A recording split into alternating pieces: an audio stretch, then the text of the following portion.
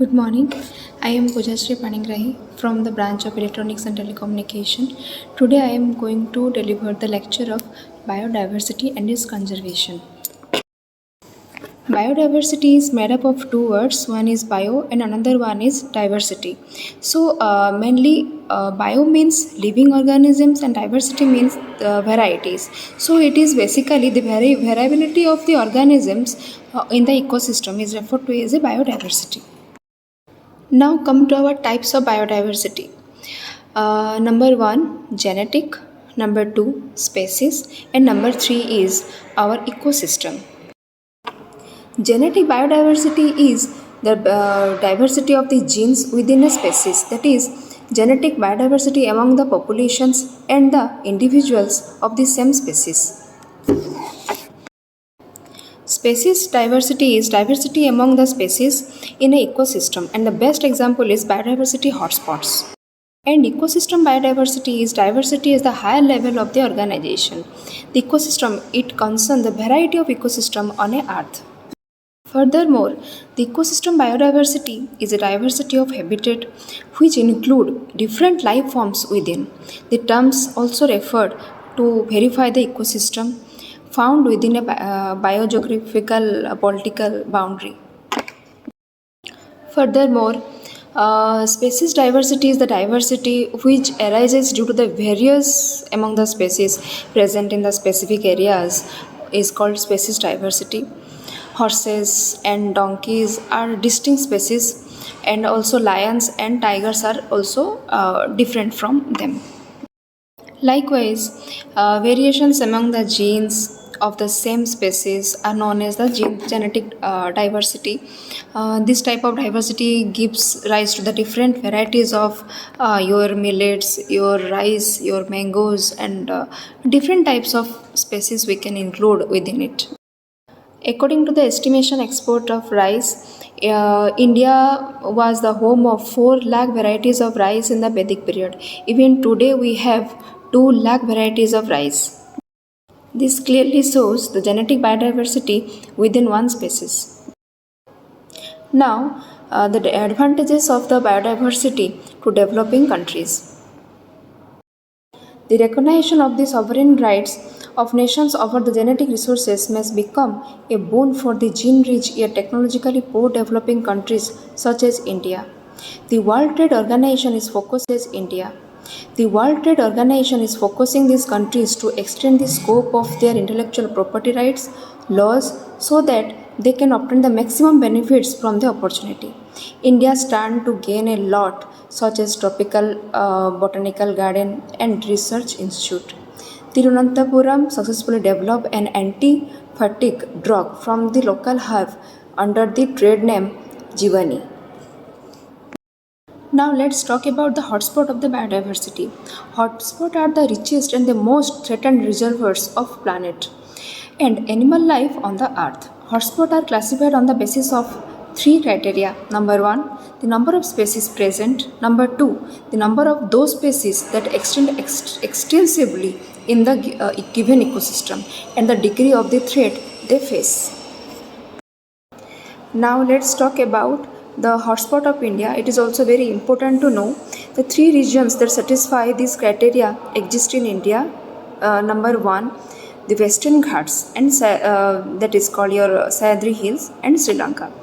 Vegetation types, let's say your scrub jungles and grasslands at the low altitude, dry and moist deciduous forest, the tropical evergreen and semi-evergreen forest, complex topologies, high rainfall, relative inaccessibly regions to retain the rich biodiversity.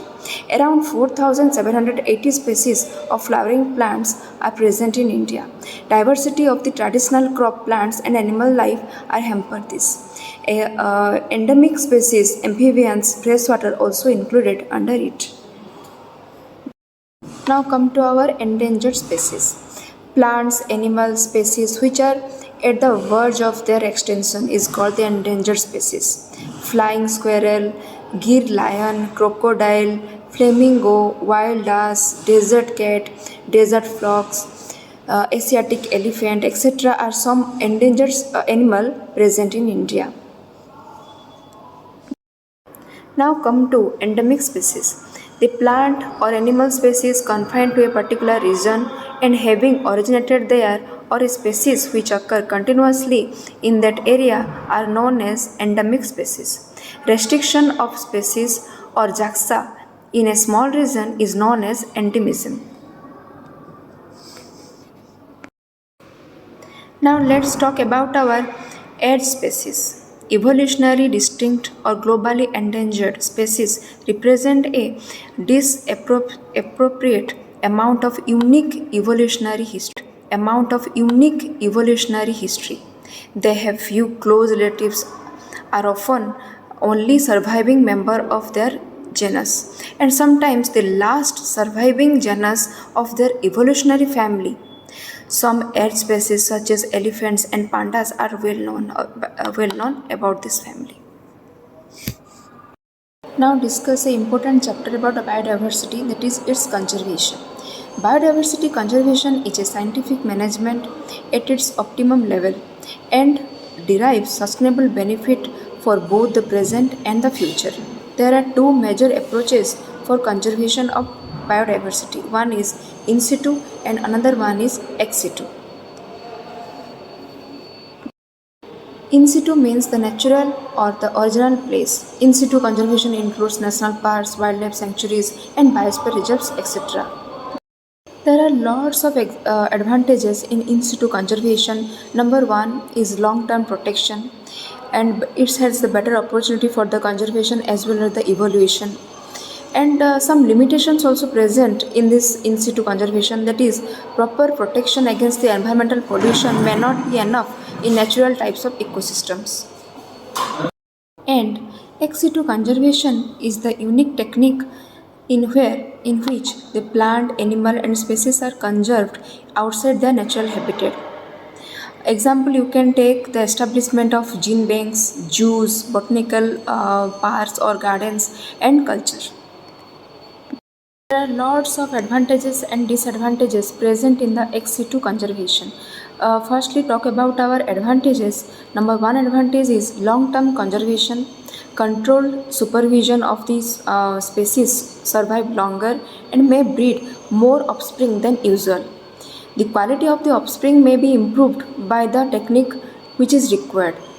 And also it has some limitations, that is not a viable option for the protection of rare species due to the human interference, can be adopted for only a few kinds of species. Overprotection may be result in loss of natural occurrence. There are various biogeographical regions in India. Number one is Western Himalayas, Eastern Himalayas, Western Desert, Genetic Plains, Central Asia, Western Coast, Deccan Plateau, and Northeast India, and Andaman and Nicobar. On the basis of the type of fauna found in this region, India has been divided in several regions. Himalayan region where yak, snow leopard are there. In Malabar region, monkeys and deers. In Nilgiri regions, number of birds we can see there. In the northern plains, leopards, your jackals, deers are there. In desert region, cheetahs, sambars, lizards are present. Deccan Plateau region, varieties of animals are there. India has a mega diversity nation. India is one of the 4 mega diversity nations of Asia. In India, different types of diversity we can see: your geographical diversity, climate diversity, biological diversity, habitat diversity, cultural diversity, etc. Now let's talk about the values of biodiversity. What are the importance of biodiversity? Biodiversity is the most precious gift of nature, mankind, and we are blessed with it. As well, the organisms in the ecosystem are linked with it. The values of the biodiversity in the life of the organisms, including humans, is enormous. Some of the major values of the biodiversity are follows. We can say environmental value, your social value, ecosystem service, your economic value, your conservative value, your productive use, and ethical and moral value, and aesthetic values. Today we have learned a lots of things about biodiversity. I hope I am able to explain you about. Today we have learned a lots of thing about biodiversity. I hope I am able to explain you about biodiversity well. Thank you for listening this video lecture.